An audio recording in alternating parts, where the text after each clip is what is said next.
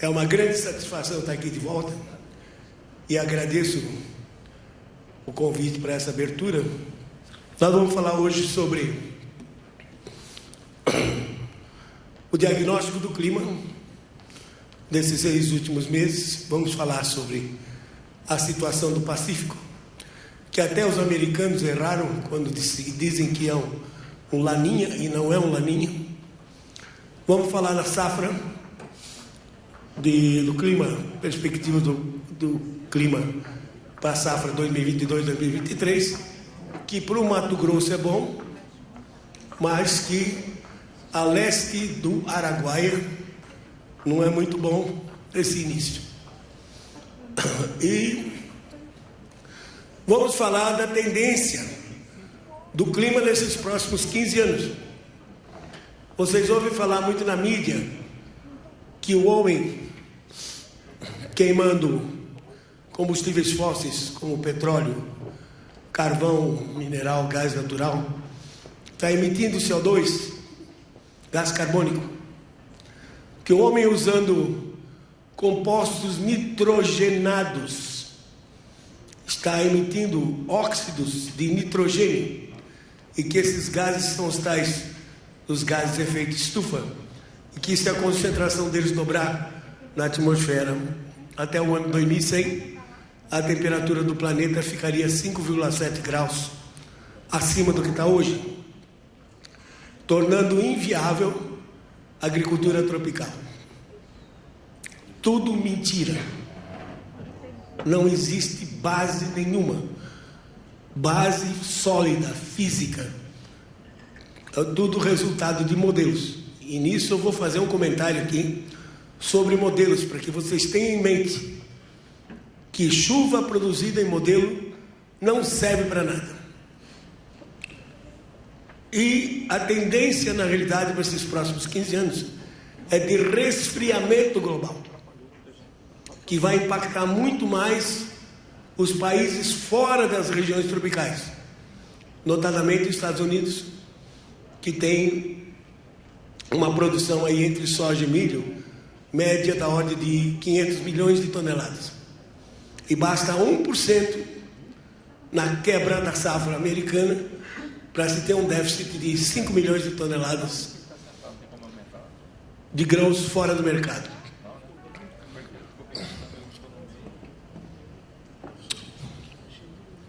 Bom, eu peguei Diamantino, porque Diamantino tem uma série bastante boa e grande e com poucas falhas. Só para mostrar para vocês, mas é representativo da região. É claro que ao norte chove mais, né? Então vocês têm aqui a chuva começando em outubro, pico em fevereiro, e aqui vocês têm de maio até setembro, praticamente chove menos de 10% do total anual. É interessante notar aqui Diamantino desde 1932. Qual o objetivo desse slide aqui? Desde 1932 o que vocês têm são desvios. Aqui está o zero, de onde cada total anual, que é uma barrinha dessa, totais anuais, 32, 33, 40, etc., subtrai-se a média e divide pelo desvio padrão, para classificar os anos chuvosos, que estão acima do zero, secos, que estão abaixo. O objetivo é só esse. Qual era o desmatamento da Amazônia em 1936 para ter provocado uma das piores secas aqui na região? Respondam, né? Então, isso acaba com essa besterol todo dizer que a Amazônia controla a chuva fora da região amazônica.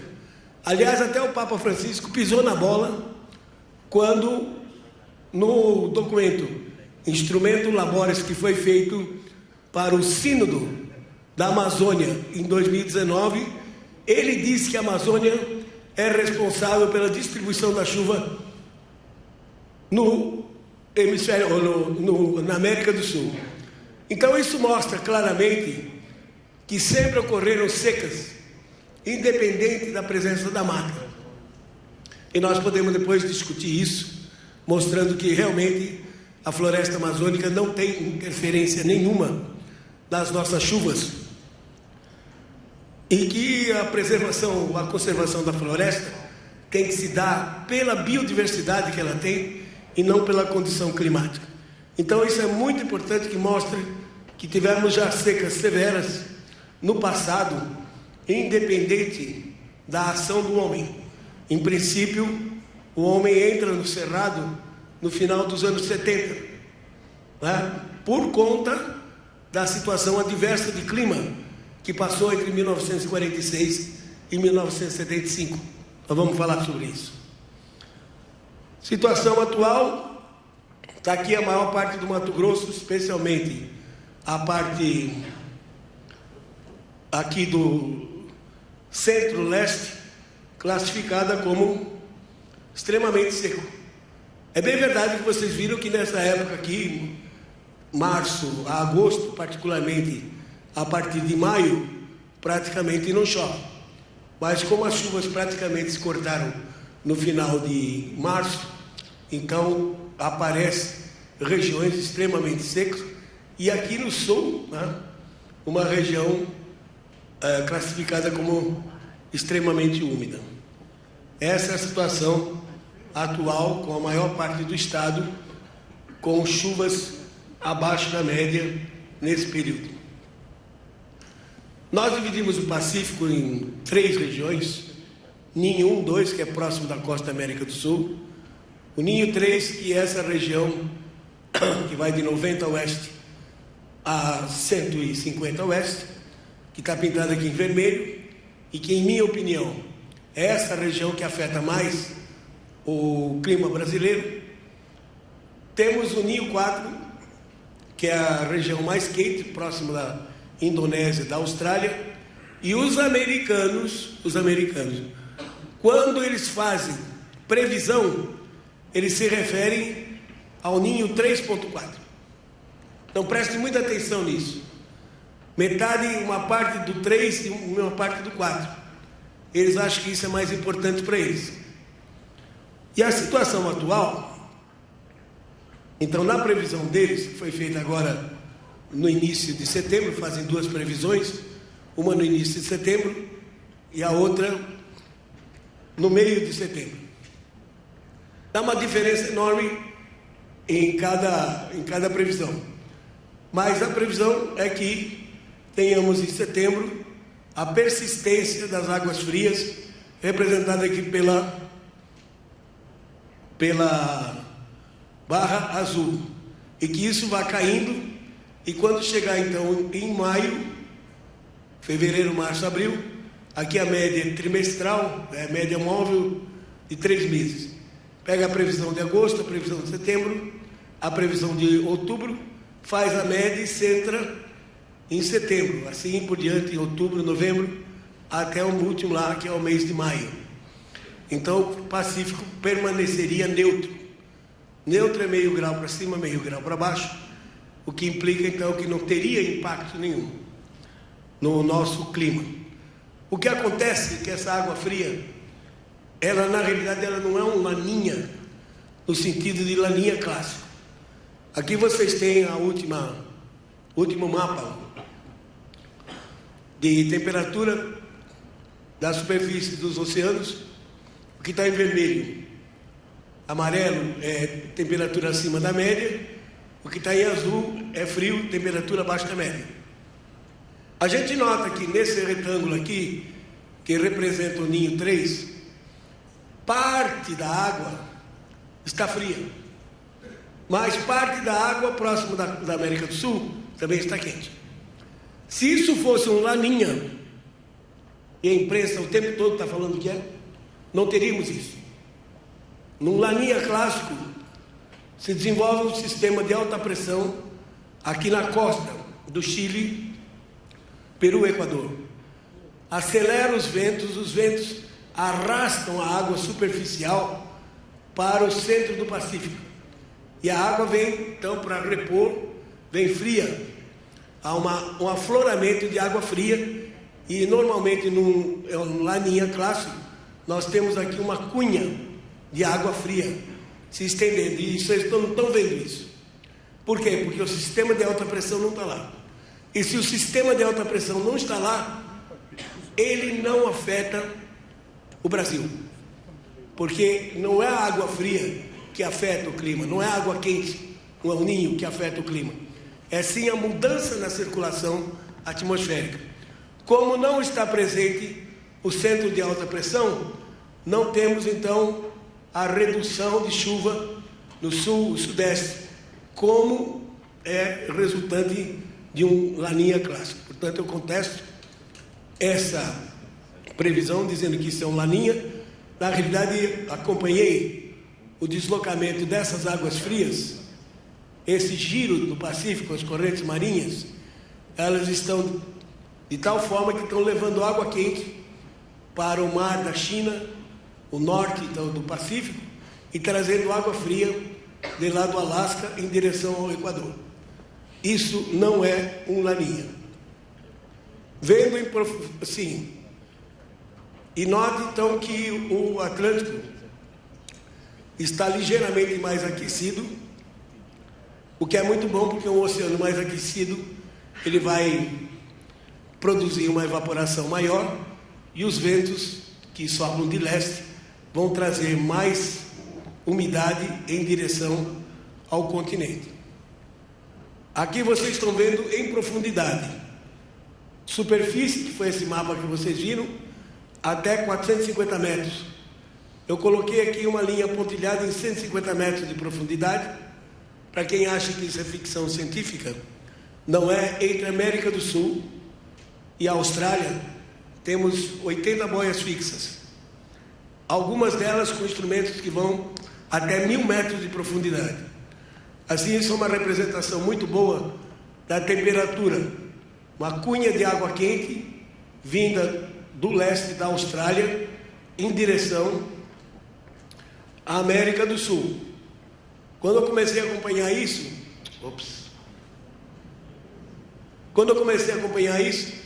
eu fiquei preocupado de que nós poderíamos ter um laninha fraco. Mas, felizmente, a água quente retrocedeu e deixou alguns bolsões de água quente aqui próximo da América do Sul. E mais uma razão para não ser um laninha, olha a água quente que está aqui, próximo da América do Sul. Então isso mostra claramente que nós não podemos utilizar o nosso conhecimento dos impactos que o laninha tem na precipitação do Brasil, porque não é um laninha clássico. Muito bem, essa é a situação global, a situação local e clima. Meus caros, prever clima só se tivesse bola de cristal. Não tem como prever clima. Mesmo países que investem muito não conseguem uma previsão de clima. Previsão com 24 horas de antecedência, 80% de acerto. 48 horas, 60% de acerto. Acima de 5 dias, esquece. Gera mais ruído do que informação. Então não tem como prever o clima. Portanto, prever clima é missão impossível. Agora a gente tenta levar a melhor informação para o produtor rural. Antes, quero fazer um comentário sobre modelos de clima, porque tudo que vocês recebem de informação hoje no Brasil é resultado de modelo de clima.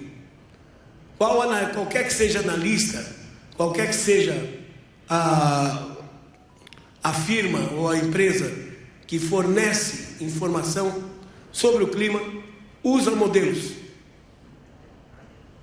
de clima. E não são nem modelos rodados aqui no Brasil.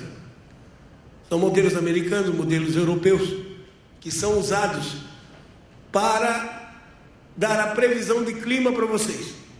E hoje eu vou mostrar para vocês que resultado de modelo não serve para nada. E vocês vão entender o porquê e não vão se deixar mais levar por essas informações, por essas previsões que aparecem na mídia. Modelos têm muito problema, tá? Em particular, o ciclo hidrológico. Modelo não consegue fazer nuvem crescer, não consegue fazer chuva. E se não consegue fazer chuva, não serve para nós. Basicamente porque a grade do modelo é um filtro. Ela elimina todos aqueles processos atmosféricos que são responsáveis pela chuva local. Eu explico para vocês. Para representar o modelo no computador, a gente traça uma malha ou uma grade de longitude e latitude. E depois coloca 50, 70 níveis para representar da vertical, e vai depender da capacidade computacional da instituição, o número de níveis. Mas basicamente nos melhores modelos nós temos uma resolução de 1 grau de latitude por 1 grau de longitude no espaçamento desses pontos. E são cerca de 64.500 pontos aqui, então, no modelo, só na superfície. Então, veja bem, o ponto A está distante do ponto B 1 grau, nesse caso aqui, de longitude. Quanto é que representa geograficamente isso, em termos de distância em quilômetros, aqui para a nossa região? 110 quilômetros. Então vou rodar o modelo hoje à meia-noite. Coloco as informações: pressão atmosférica, temperatura, vento, umidade, etc., temperatura,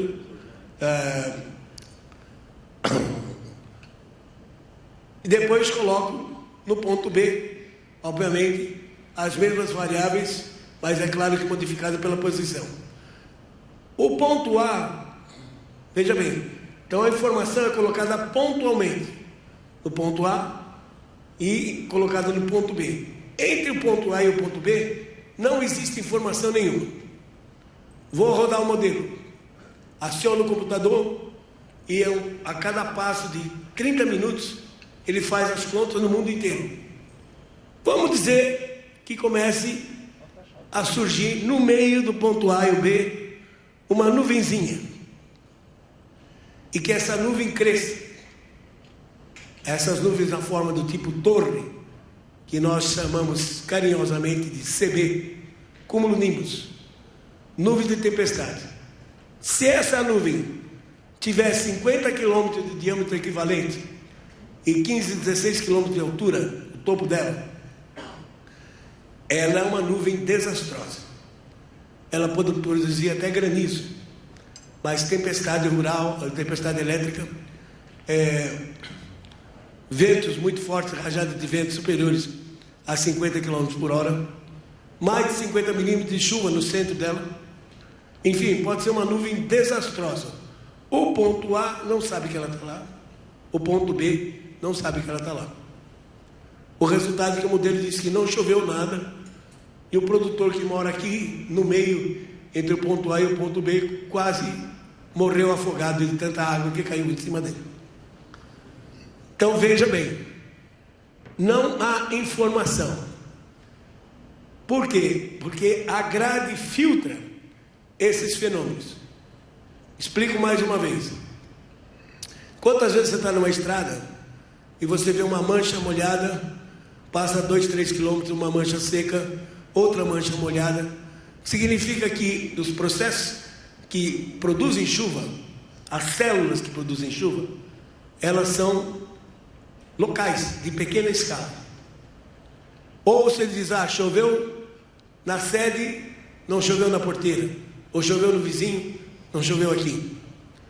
Por quê? Porque os processos são de escala menor do que a do modelo. É como se a grade do modelo fosse uma peneira grossa. E os processos que produzem chuva localmente são areia fina. Como é que você vai segurar areia fina com peneira grossa? Não tem como. Como o modelo não capta esses processos, então ele não consegue produzir chuva. Para resolver o problema, eles criam equações matemáticas que têm vários parâmetros para serem ajustados. E na maior parte desses modelos, os mais famosos, eles utilizaram o período de 1975 a 2000. Quer dizer, o modelo foi sintonizado por um período que não vai mais se repetir. Então ele não serve para reproduzir o clima de 1916 a 1945, como também não serve para representar o clima futuro, uma vez que o ciclo hidrológico é, na realidade, o termostato do planeta. Ele que controla a temperatura do planeta. Portanto, cuidado. Quando apresentarem resultados do modelo para vocês, desconfiem. Não creiam cegamente nisso, porque vocês podem se dar mal. Só um exemplo. Aqui está o resultado do modelo do Laboratório de Fluidodinâmica Geofísica da Universidade de Princeton, em New Jersey, nos Estados Unidos, usando dados de outubro de 2018, prevendo março de 2019. Aqui está a previsão do modelo e aqui está a observação. Note que onde o modelo disse que não ia chover, digamos, na maior parte do centro-oeste e na costa norte, choveu excessivamente na costa norte. O modelo disse que ia chover no Amapá e no Suriname, foi seco. O modelo disse que ia chover acima da média no Rio Grande do Sul, e a observação mostra abaixo da média. E é claro, o modelo pinta, então, todo seco nessa região aqui, quando na realidade tivemos locais com muita chuva e com pouca chuva. 5 meses de antecedência. Não funcionou. Agora, imagina quando o painel intergovernamental de mudanças climáticas, sigla em inglês IPCC, que é o órgão terrorista da ONU, né, que faz esse terrorismo climático, que a temperatura vai estar 5,7 graus acima da média, vai derreter as calotas polares, vai aumentar o nível do mar. Vocês nem precisam comprar casa na praia, que o mar vai chegar até aqui, esperando um pouquinho, né? Imagina quando o cara faz essa previsão para 2050, 2100. Se não acerta agora, qual é a confiabilidade que isso tem? E o pior, senhoras e senhores, é que isso está sendo usado para produzir políticas públicas que vêm atrapalhar o agronegócio. O que eu faço? Eu uso similaridade. Eu traço um cenário climático, agora, vou para trás e pego um ano semelhante a esse aqui. Nunca vai ser igual, mas semelhante. E como eu já tenho os registros de chuva, eu uso esses registros de chuva para fazer a previsão. E felizmente tem dado certo, ou na maior parte das vezes, né? O método parece interessante. É claro que a gente acerta mais quando tem um fenômeno como o El Niño ou Laninha, que não é o caso desse ano. Muito bem. Então, como eu disse, eu foquei em Diamantino e a minha resolução aqui é 50 quilômetros. Então, uma área de um diâmetro, um raio de um raio de 25 quilômetros, um diâmetro de 50 quilômetros, em torno de Diamantino. Vamos pegar abril, junho desse ano. O ano que eu escolhi foi 2007, para representar 2022. Aqui é muito simples. Vocês olham a escala de cores, os números, vê qual é a corzinha que está aparecendo ali. Verde, que eu chamei verde abacate. Ou seja, uma redução entre 30 e 40 milímetros por mês. Do branco para vermelho é redução de chuva, do branco para o lilás, chuva em excesso sempre em milímetros por mês.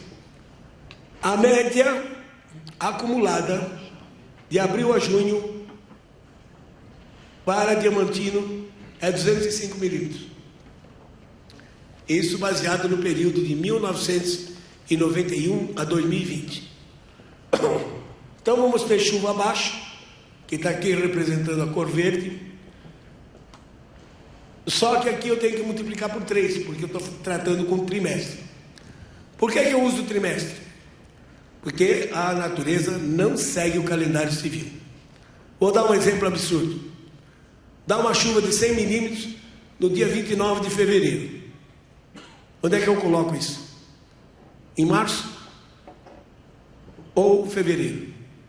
Uma vez que o 29 é um ano bissexto e só acontece uma vez a 4 anos. Depois tem o fato que você pega julho e agosto, tem 31 dias, né?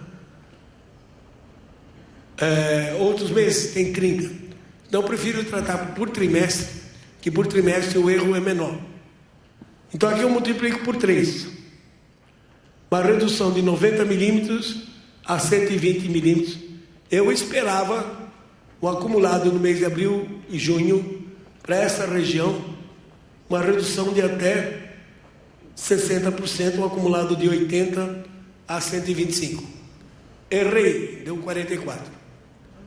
Mas foi na direção certa, mostrando que ia reduzir a chuva nesse período. Bom, julho e agosto já foi. Setembro ainda está de pé. Setembro, então aqui os dados são setembro de 2007, mostra de novo a região com verde. A média de julho a setembro para esse período, acumulada, médio de 30 anos, é 85 milímetros. Redução, olhe na escalinha, menos 10 a menos 20, multiplicado por 3, menos 30 a menos 60, então esperam uma redução de até 70% nesse período, com acumulado de 25 a 55. Mas também acho que já errei, porque andou caindo umas chuvas isoladas por aí, que já somam 60 milímetros. Mas está muito perto. Tá? E às vezes na região como um todo, não chega a ter esses registros dessas chuvas localizadas.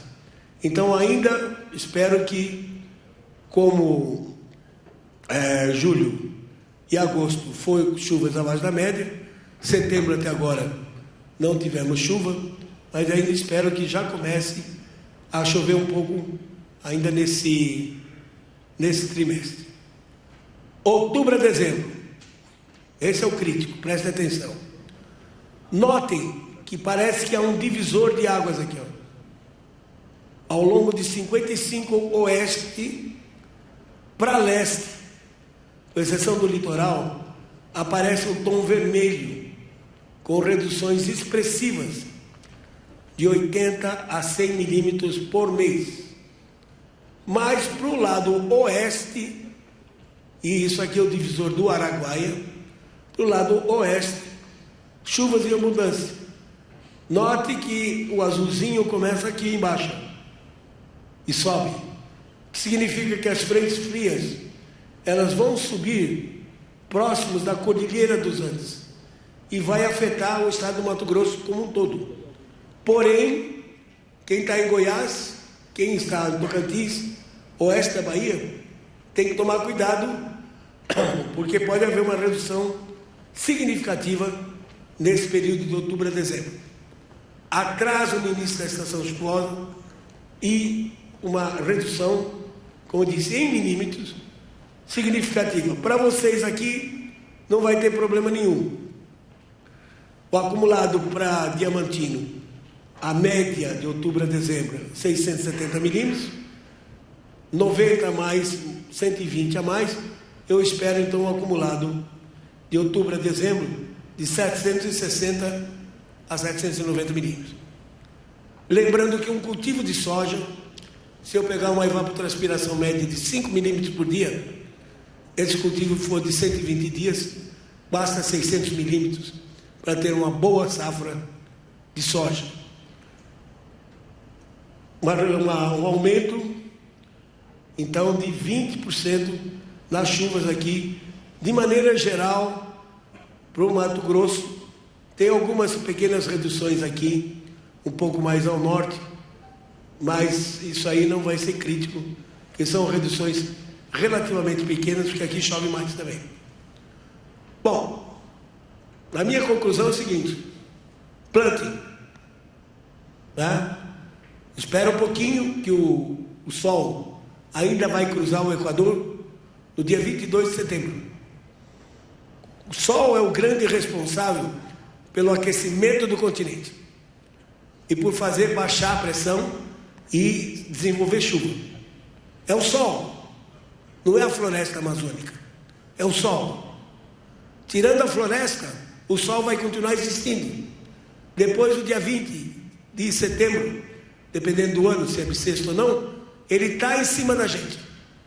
Começa a aquecer fortemente e aí as correntes de ar começam a levar umidade mais para cima e chover mais.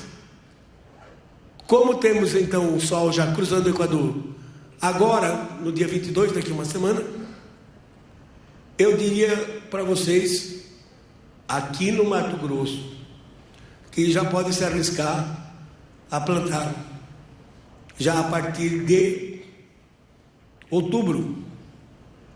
Se for tiver um pouco de precaução, espera um mês, porque o Sol aquece, mas aí a temperatura sobe e tem um certo retardo na temperatura. Janeiro a março, de novo com muita chuva. A média é 910 milímetros, acumulado para janeiro a março. Vamos ter da ordem de 970 a 1000 milímetros. É um pouquinho acima da média, 10%, mas é bastante significativo em termos de quantidade de chuva. De novo, está ali, aparece na escala, uma cor azul, que eu coloquei como azul marinho. Então, tomar cuidado para não acontecer como aconteceu nos outros anos. Já a partir de abril, junho, minha opinião, temos uma média em 2005, como foi visto antes, ainda vai estar um pouco acima, 20 a 30 milímetros por mês, chegar a um acumulado de 265 a 295 milímetros. Ou seja, como chove menos, principalmente em maio e junho, ainda abril ainda vão ter umas pancadas boas. Então, recapitulando, da ordem de 700, 800 milímetros em outubro a dezembro, 1000 milímetros em janeiro a março e mais uns 250. Quer dizer, chuva não vai faltar.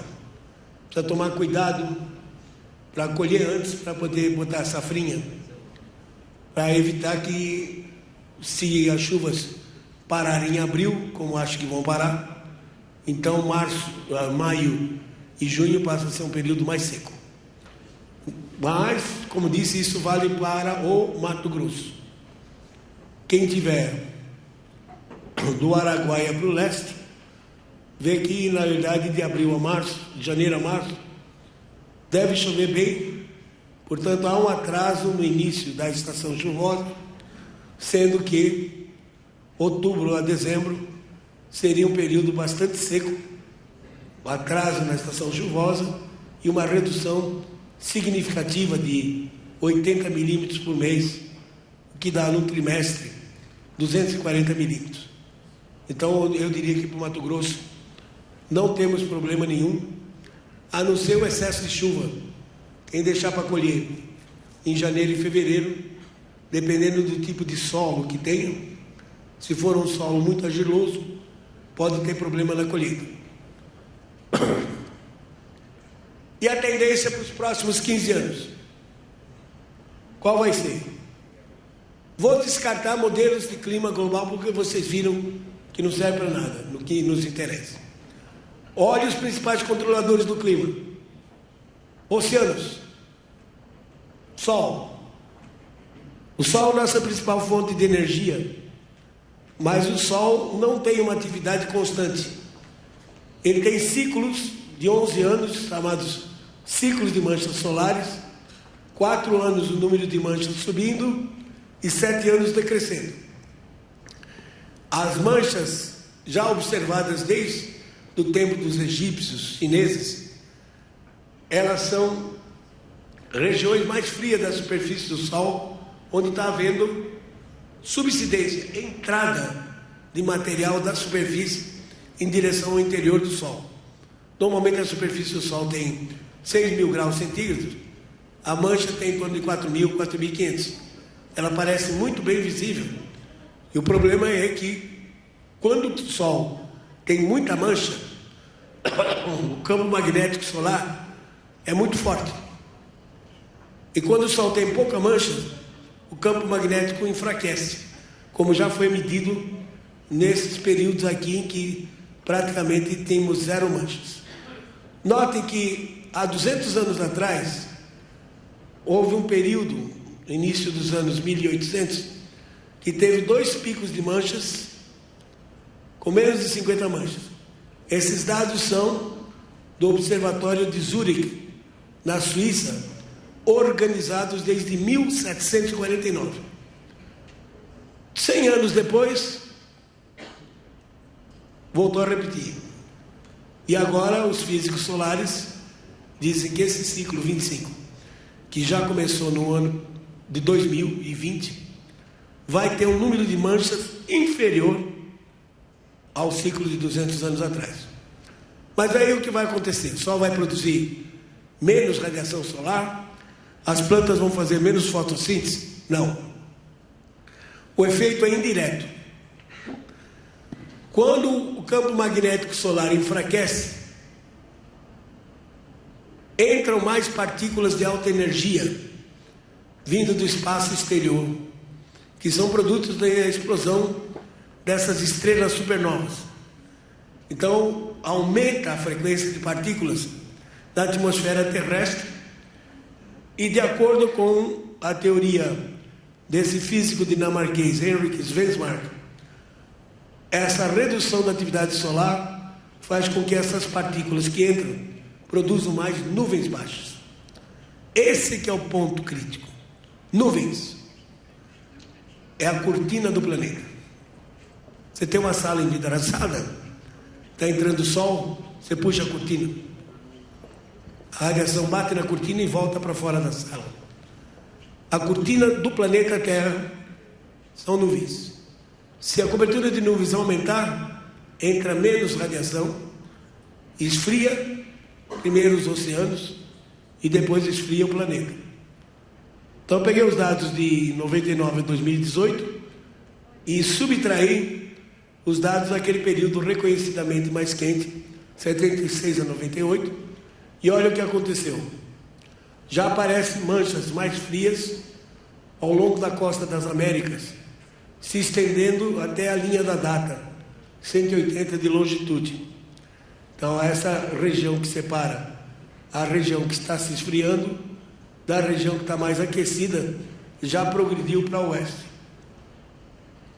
O Atlântico, nesse quadrado aí, ó, até 700 metros de profundidade, também está se esfriando.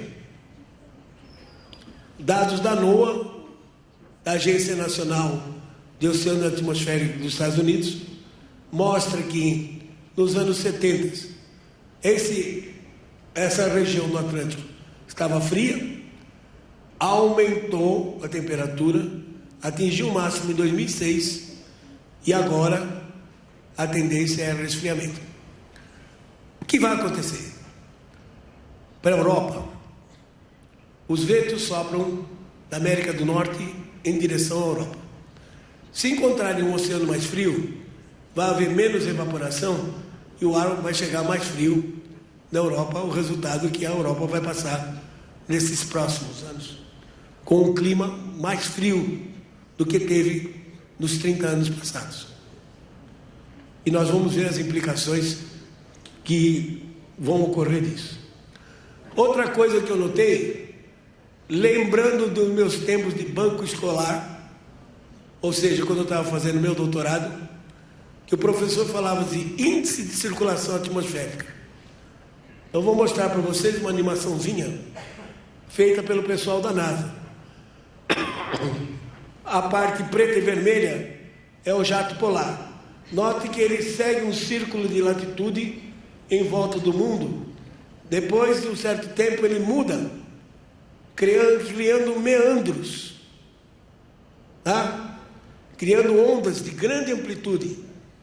São 4, 5 dessas ondas em volta do mundo. São ondas atmosféricas de 7, 8 mil quilômetros. Cria uma situação como essa. Ar frio entrando no cavado da onda, ar quente entrando na crista da onda.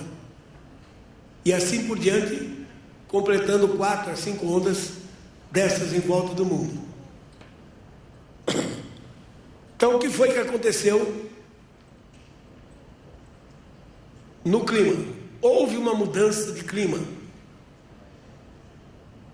De 1976 a 2005, que foi um clima mais aquecido, choveu mais, e que o IPCC disse que isso era responsável do ser humano emitindo mais gás carbônico. Na realidade, o jato polar ficou seguindo um círculo de latitude. Para vocês terem uma ideia, de Nova York a Buenos Aires, 40 graus de latitude norte, 40 graus de latitude sul, isso representa 2/3 do planeta Terra. Se o jato polar ficar, tanto no hemisfério sul como no hemisfério norte, ficar mais intenso, ele vai segurar, aprisionar o ar polar. E menos frentes frias, principalmente no inverno, vão incursionar até em direção ao Equador. Com isso, haveria uma menor mistura de ar frio e, consequentemente, o planeta aqueceu. Então, não tem nada a ver com o homem. Uma mudança na circulação. Quando eu olho para trás, 1946, 1975, que foi esse período, início da década de 70, que eu estava fazendo pós-graduação lá nos Estados Unidos, estava um período muito frio. Os invernos constantemente eram invernos frios. Cheguei a pegar 35 graus abaixo de zero em Madison, Wisconsin. O que se dizia nos Estados Unidos? Estamos indo para uma nova era glacial.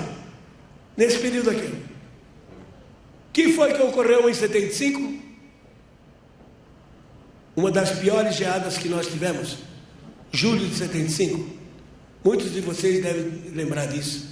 Acabou com o café no Paraná, em São Paulo, e depois voltaram a plantar citros e agora cana. Mas eu tenho certeza que foi esse período, com invernos rigorosos e frustração de safra, de 46 a 75, que trouxe o pessoal do Sul para conquistar o Centro-Oeste e tornar o Centro-Oeste no maior celeiro de grãos do mundo. Esse período de frustração de safra coincide muito bem o final dele com essa migração do pessoal do Sul, notadamente os gaúchos, conquistando o Centro-Oeste. Eu acho que a coisa vai se repetir. Então, notei uma mudança em 2006. Alguns colocam um pouco antes, 2004, mas acho que 2006 é um bom padrão. E que deve durar até 2035, formando então essas ondas, onde entra ar polar até a região tropical e sobe ar quente. Então, só para dar um exemplo, o ano passado, em metade de fevereiro, a Europa estava com uma onda de ar quente. Ainda era inverno, metade de fevereiro, ar quente e seco que estava chegando do Saara. E os Estados Unidos estavam debaixo de uma onda de massa de ar polar. O que foi que aconteceu? As plantas da Europa aumentou a temperatura, acharam que já era primavera. e soltaram os brotos. 3 semanas depois, entrou uma massa de ar polar e queimou boa parte desses brotos. Não sabemos qual foi o prejuízo na Itália e nos outros países, mas a indústria vinícola francesa reportou uma queima de 40% desses brotos. A safra que está sendo colhida agora, agosto, setembro. Então, se você é amante do vinho francês, é bom você comprar já umas garrafas, porque o preço vai subir também, tá? Então, são essas coisas que podem acontecer no futuro, de massas de ar polar chegarem até a região tropical. Então, aqui eu resgatei esse gráfico do russo chamado Van Gengein, que depois teve continuidade com seus discípulos. E o índice de circulação, em que mede sazonalidade, quer dizer, zonalidade, quando o jato polar está mais zonal, e meridionalidade, quando temos maior troca de massa de ar polar. É essa linha aqui, ó. Eu simplesmente coloquei essa linha 4 anos para frente, para que ela coincida com a temperatura global. Olha que interessante. Alguém pode dizer que é coincidência, mas olha que interessante. De 1916 a 45, foi um período quente. Eu andei olhando as temperaturas do mundo. Nos Estados Unidos e Austrália, a década de 30 foi a década mais aquecida que o planeta já passou. Sendo que nos Estados Unidos, 1934, até hoje, não tivemos temperaturas superiores à de 1934. Aqueceu, o índice subiu, a temperatura do planeta aumentou. De 46 a 75, o índice decresceu e a temperatura decresceu. De 76 a 2005, o índice subiu de novo e a temperatura subiu de novo. Então pode ser coincidência, mas aqui vocês veem um ciclo de aproximadamente 30 anos de aquecimento e de resfriamento. Aquecimento, então espera-se agora que o índice vá decrescer e que 2006 a 2035 seja um período frio, semelhante ao que ocorreu entre 1946 e 1975. Nessas circunstâncias, vocês vão ver nessas imagens de satélite, e por favor, acho que a ProSoja deveria incentivar os seus associados a usar isso aqui, ó. weather.msfc.nasa.gov/sport. Que americano tem mania de produzir siglas estranhas. Esse satélite, o GOES-16, um satélite geoestacionário, varre do Polo Norte ao Polo Sul em 10 minutos. E a cada 10 minutos vocês têm uma imagem nova. Completamente de graça. O site tem uma animação, você aciona a animação, você vê 144 imagens animadas nas últimas 24 horas. Uma ferramenta preciosíssima para você tomar decisão no campo. Bota a máquina, não bota a máquina. Pulverizo, não pulverizo. Basta olhar se as tempestades estão se formando. O que aparece em vermelho e preto são tempestades severas. Aqui você tem uma frente fria chegando até a região equatorial. Frentes frias nos Estados Unidos, passa por lá no inverno, chegando até a costa brasileira. Olha essa frente fria aqui, de maio de 1922, agora, 2022. Ar frio chegando até a Amazônia. Vocês não estão sentindo que o ar aqui está frio? Vocês não sentem que está diferente? O ciclo ele começa devagarinho. Tem 30 anos. de 2006, mais 15 anos, 2021, ele foi esfriando lentamente. Tivemos geadas em 2010, geada em 2013, no sul de Minas. Geadas em 2018 e essa do ano passado, em 2021. Note que agora o ciclo vai acelerar e vai ficar mais frio, como foi, por similaridade, naquele período de 1946 a 1975. Não tem como variar muito. Você vive num planeta com 71% de oceanos. Não é a ação humana localizada que vai mudar o clima do planeta. O planeta está mais ou menos na mesma órbita, está recebendo mais ou menos a mesma quantidade de radiação solar. Muda um pouco de um ano para o outro, mas num prazo da vida humana de 100 anos, o clima não muda muito. Ele é repetitivo.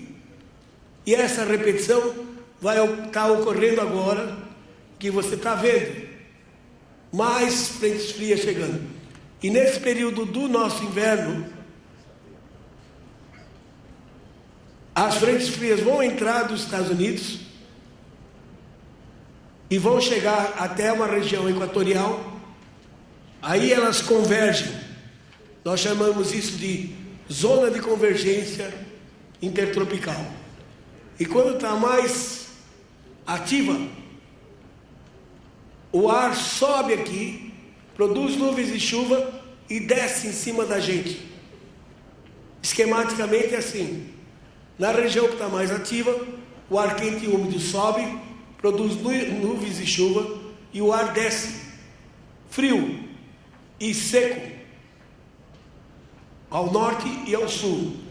De tal forma que a constante, essa é a frente fria que causou a geada no sul de Minas, a constante vai ser essa: um sistema de alta pressão dominando praticamente o país todo, com o ar ligeiramente mais frio. Vocês vão sentir isso, especialmente no período do inverno, de maio até setembro. E nesse período, o período seco deve ficar mais seco. Notei também, analisando a década 2011-2020, que toda essa região aqui dentro dessa elipse sofreu reduções de 10 a 20 milímetros por mês, que multiplicado por 12, isso daí dá ordem de 200 a 250 milímetros de redução. Nessa linha, eu tentei posicionar as serras de Minas Gerais. Daqui nascem os grandes rios, o Tocantins, o São Francisco, Tocantins, o Araguaia, que correm em direção ao Equador. Mas daqui nascem os grandes rios também, como o Paranaíba e o Rio Grande, que formam o Rio Paraná, e o Rio Paraguai, que alimenta o Pantanal. Reduzindo as chuvas aí, reduz a vazão desses rios. Então o que eu fiz? Eu peguei a bacia do São Francisco, que a bacia hidrográfica é um grande pluviômetro. Um pluviômetro tem medidas pontuais. Pode ser alterado pelo microclima. Mas toda a chuva que cai na bacia, eventualmente uma pequena parte é evaporada e a outra parte corre para o leito do rio. Peguei a estação fluviométrica de São Romão, Minas Gerais, que a montante dela tem uma área de captação de 156 mil quilômetros quadrados. E vi o seguinte, que nessa década houve uma redução de 40% na vazão do Rio São Francisco. Então, baseado nisso, eu digo, se ali chove 1.500, 1.300 milímetros, reduzir 20% quer dizer nada, sob o ponto de vista da agricultura. Tendo 1.000 milímetros é mais do que o suficiente para produzir, mas não para geração de energia elétrica. E aí nós cometemos um erro fundamental ao longo desses anos, que foi calcar toda a nossa matriz elétrica em cima de hidrelétrica, que é uma renovável. É como o solar, como eólica. Se não tem vento, não gera. Se não tem sol, não gera. energia elétrica, hidrelétrica, se não tem água, não gera. Então nós cometemos esse erro de calcar a nossa matriz elétrica apenas em hidroeletricidade, quando já devíamos ter aberto já há 50, 60 anos atrás para novas fontes de energia. Então preste atenção que o problema maior vai estar desse lado leste do Brasil. Aparece uma redução aqui em Rondônia que é bastante significativa, mas Mato Grosso, por exemplo, não tem grandes problemas com relação, não teve grandes problemas com relação a esse período. Então, em resumo, por similaridade a 2007, vamos ter chuva um pouco acima da média. A média anual de Diamantina é 1.870, vai ter aí uns 5 a 10% acima em 2007. Repito, julho a setembro, um pouco abaixo da média, outubro a dezembro acima, média aí uns 790 milímetros de chuva. Março também acima da média, chegando próximo dos 1.000 milímetros, e abril, principalmente abril, já secando em maio e junho, também com cerca de 280 milímetros. Atenção, a leste do Araguaia, do divisor de água, outubro é crítico, deve haver um atraso na estação chuvosa e prejudicar o cultivo, o plantio inicialmente. Próximos 15 anos, sem grandes problemas aqui, não vai ter nenhum El Niño forte, portanto não espero nenhuma seca severa. A próxima seca severa 2034, 2035. Depois que tiver curiosidade, eu explico de onde eu tirei esse número. E bom, o bom seria um gole de cachaça, mas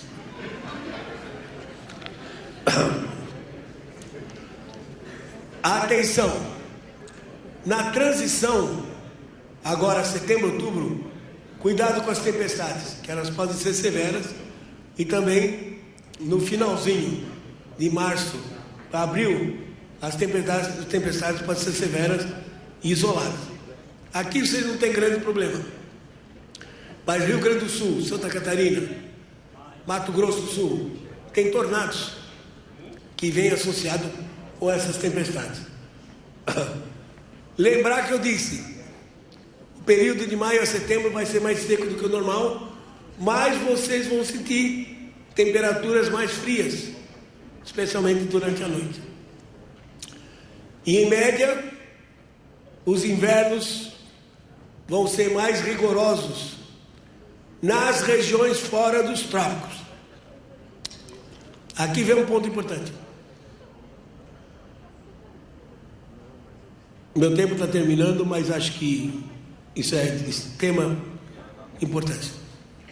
Estados Unidos produz aí 500 milhões de toneladas, 380 milhões de milho, 120 milhões de soja.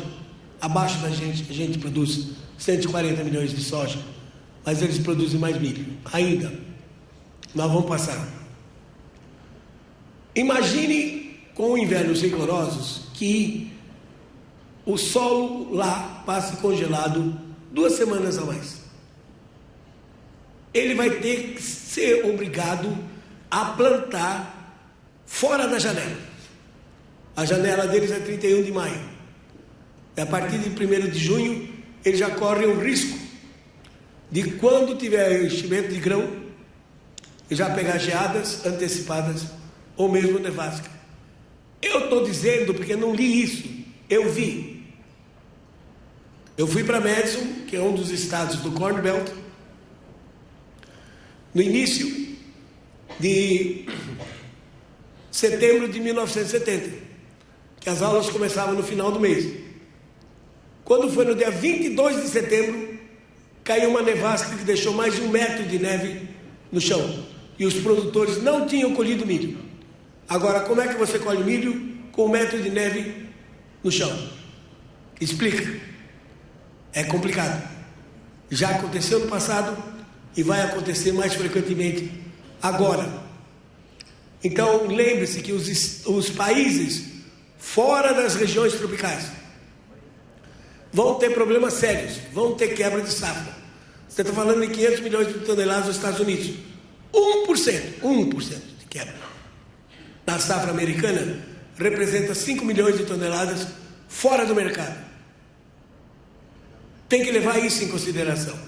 Europa, lascada, tá? Além das idiotices que estão fazendo lá.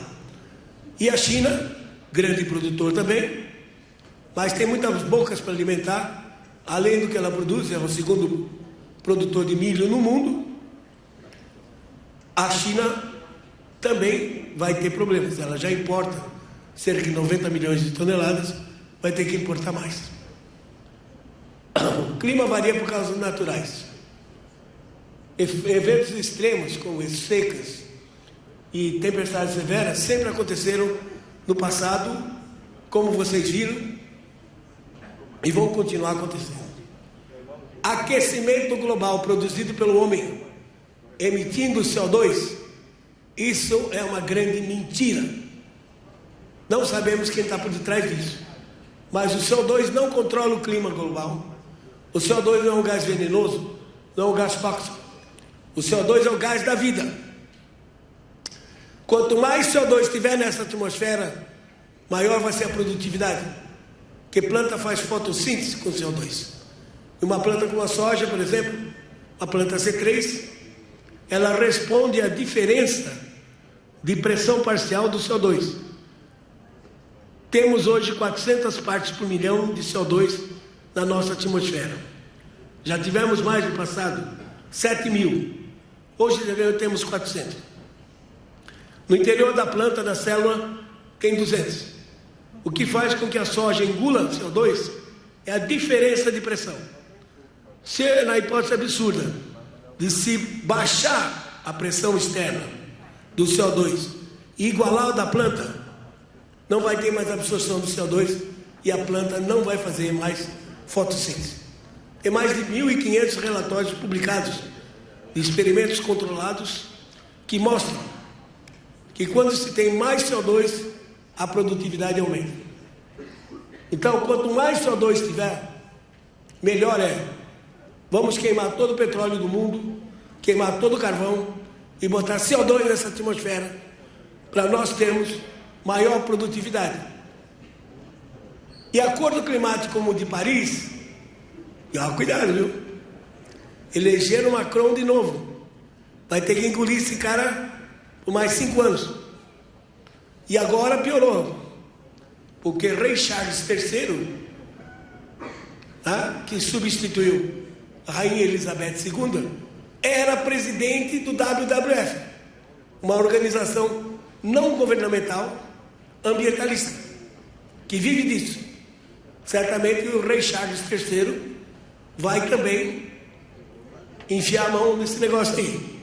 Então, o Acordo Climático de Paris, ele é, na realidade, um instrumento de governança global e um instrumento neocolonialista. Vocês viram durante a Covid, um indivíduo na OMS, Organização Mundial de Saúde, de Genebra, comandando o mundo inteiro. Isso chama-se governança global. O homem sempre teve esse desejo de comandar o mundo como um todo. E neocolonialista por quê?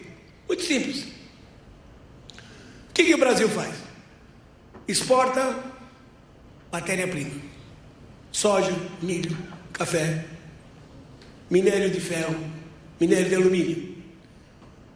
E o resto tudo precisa importar.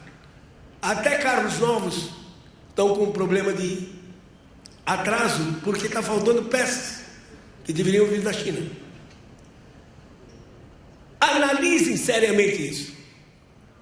iPhone de última geração. Saiu agora. Quanto custa? Vamos botar os números arredondados para que seja facilitada a conta. Um iPhone de última geração custa 15 mil reais. Vamos botar o saco de soja a 150, para ficar a conta mais fácil.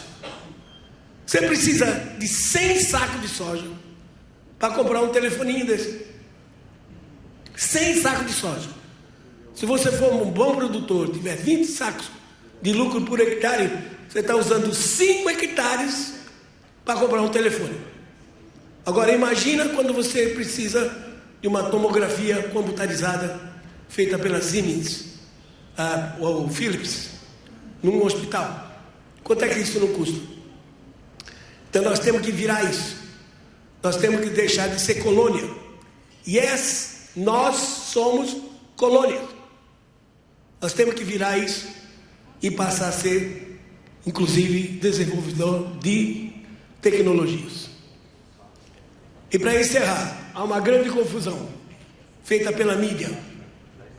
Tempo e clima. Clima é estatística. Clima não mata a planta. Eu pego 30 dias de chuva, 31, em agosto, somo tudo e divido por 31 e tenho a chuva média diária. Isso é clima. Pego os dados de 1991 a 2020, faço a média da chuva de 30 anos. Isso é clima. Clima não mata a planta. Agora, o que mata a planta é o tempo. É aquela geada que deu 2 dias. É aquela chuva que caiu quase que instantaneamente, que destruiu tudo. Fez a soja acamar, o milho acamar. Isso é tempo. E não clima. Outro problema sério. Conservação ambiental. Que nos criticam, nos acusam de estarmos desmatando a Amazônia para aumentar nossa área de produção. Grande erro. A área de produção que aumentou no Brasil foi muito pequena. O que aumentou foi a produtividade. É nisso que nós temos que trabalhar, nisso que a ProSoja tem que trabalhar. O aumento de produtividade. E o doutor Evaristo Eduardo Miranda, que até recentemente foi diretor da Embrapa Territorial, que usa satélites mapeando tudo isso, já mostrou que as pessoas que mais conservam o meio ambiente no Brasil e no mundo é o produtor brasileiro. Está claro, demonstrado com números, que nem índio nem quilombola preserva tanto a propriedade como o produtor brasileiro. E atenção, cuidado com o ambientalismo. O ambientalismo pode destruir a geração de energia elétrica, como já fez, e o agronegócio, ou a produção agrícola. Ambientalismo. Tem um livro escrito por um jornalista inglês chamado James Delingpole. O título do livro, Os Melancias. Sabe por quê? Verde por fora e vermelho por dentro.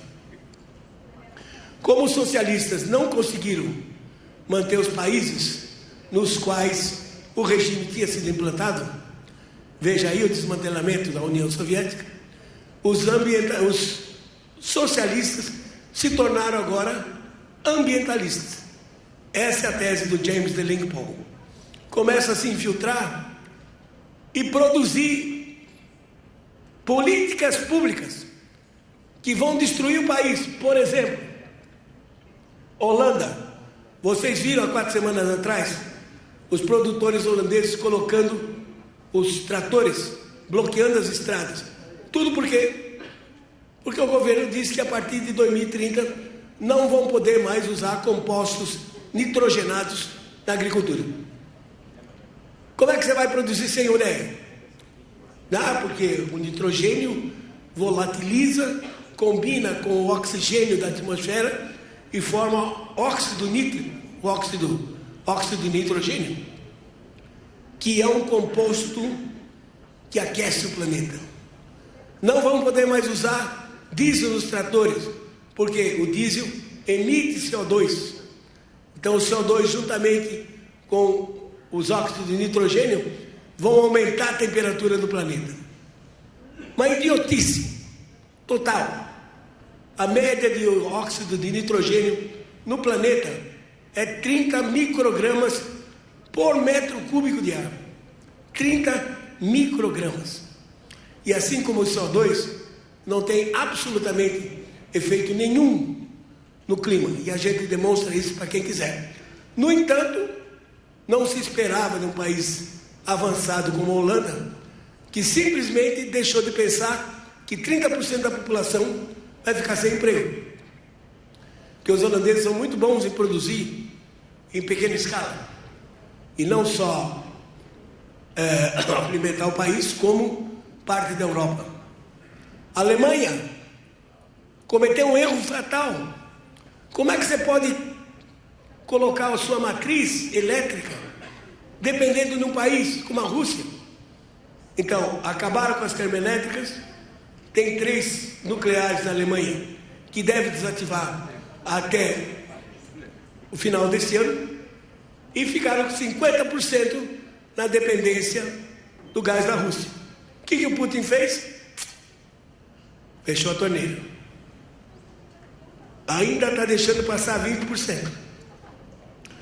Mas ele já disse que se continuarem as sanções, ele fecha o gás. E daqui 1 mês e meio, o inverno está batendo nas portas. A Inglaterra tem uma estatística interessante. Ela compara excesso de mortes de pessoas, excesso de morte de pessoas com mais de 65 anos durante o inverno, dezembro a março, quando comparado com o restante do ano, abril a novembro. Quando dá um inverno rigoroso, morre 40 mil, 50 mil a mais idosos do que no restante do ano. Velho tem esses problemas, respiratório, com temperatura baixa, os vasos se contraem para conservar o calor. Se o cara tiver um trombo, morre de AVC, morre de problema de coração. Já existe uma nova classe social na Europa, chamado Energy Poverty, pobreza de energia elétrica, onde o cara agora tem que decidir, no inverno, se ele usa o dinheiro para aquecer a sua residência ou se ele vai ao supermercado comprar o que ele precisa. Então, por favor, usem todo o esforço que vocês puderem para evitar que o ambientalismo venha nos destruir. Já fizeram assim com Belo Monte. Belo Monte tinha um reservatório, provavelmente 2.600, 2.800 quilômetros quadrados. A pressão ambientalista foi tão grande que acabaram com esse reservatório. Belo Monte, um investimento de mais de 20 bilhões de dólares, ficou o quê? Uma usina a fio d'água. Chove de outubro a março, gera. Não chove de abril a setembro, não gera. Então, cuidado para que o ambientalismo não venha a transformar o Brasil, tanto na sua matriz energética, como no seu agronegócio, não venha a destruir o que nós estamos fazendo. Muito obrigado.